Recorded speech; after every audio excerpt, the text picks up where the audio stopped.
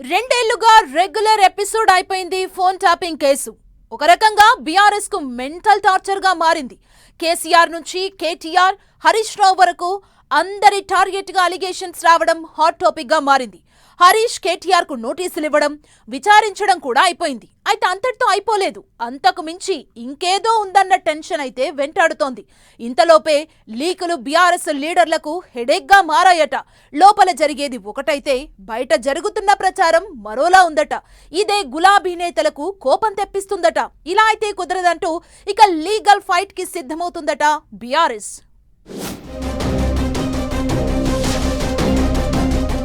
Phone tapping కేసుతో car పార్టీకి troubles.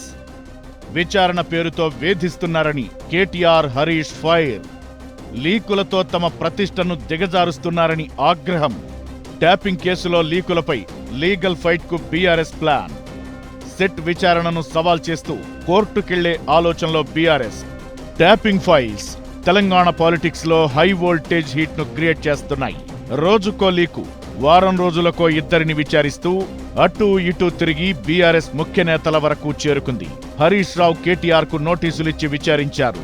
త్వరలో మాజీ సీఎం గులాబీ బాస్ కేసీఆర్ కు కూడా నోటీసులిస్తారంటూ జరుగుతున్న ప్రచారంతో ఫోన్ ట్యాపింగ్ వ్యవహారంపై గాలి దుమారం నడుస్తూనే ఉంది. అయితే ఓవైపు కేసు విచారణను ఎదుర్కొంటున్న బీఆర్ఎస్ లీడర్లకు లీకుల పేరుతో జరుగుతున్న ప్రచారం తీవ్ర ఆగ్రహానికి గురిచేస్తోందట. మొదట హరీష్, తరువాత కేటీఆర్ కు నోటీసులిచ్చి సెట్ విచారించింది. ఆ విచారణ సమయంలో లోపల ఒకటి జరిగితే బయట జరిగిన ప్రచారం, మీడియాలో వచ్చిన వార్తలు మరోలా ఉన్నాయట.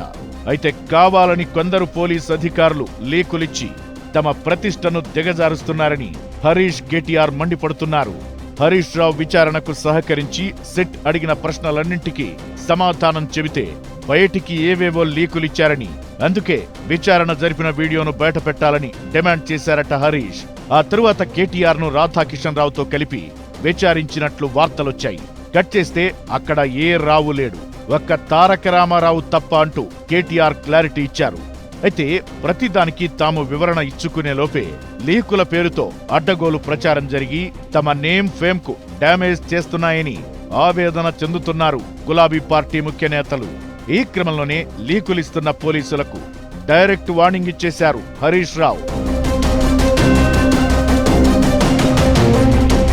అయితే ఫోన్ ట్యాపింగ్ కేసులో అవసరమైతే హరీష్, కేటీఆర్ ను మరోసారి విచారణకు పిలుస్తామన్నారు SIT chief, Hyderabad police commissioner Sajjanar.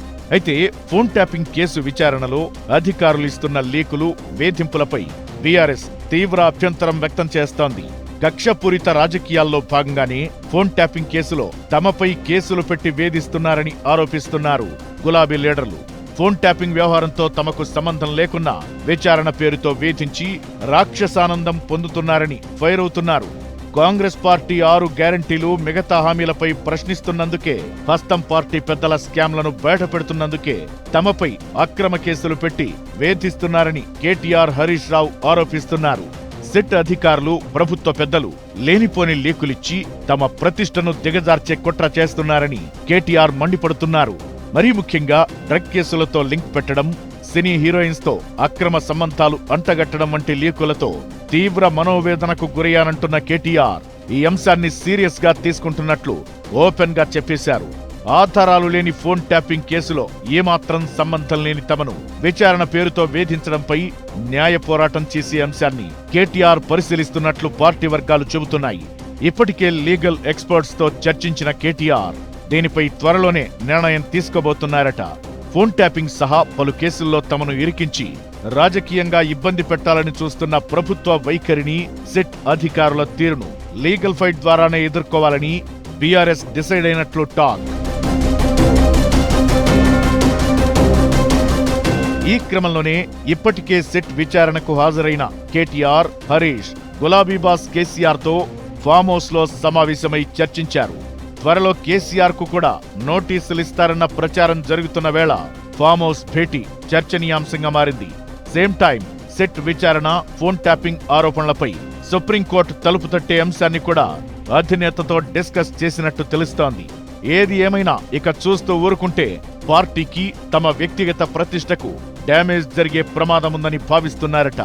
అందుకే ఇక లీగల్ ఫైట్ చేసి ఫోన్ ట్యాపింగ్ కేసులో జరుగుతున్న తప్పుడు ప్రచారానికి బ్రేకులు వేయాలని డిసైడ్ అయ్యారట బీఆర్ఎస్ ముఖ్య నేతలు.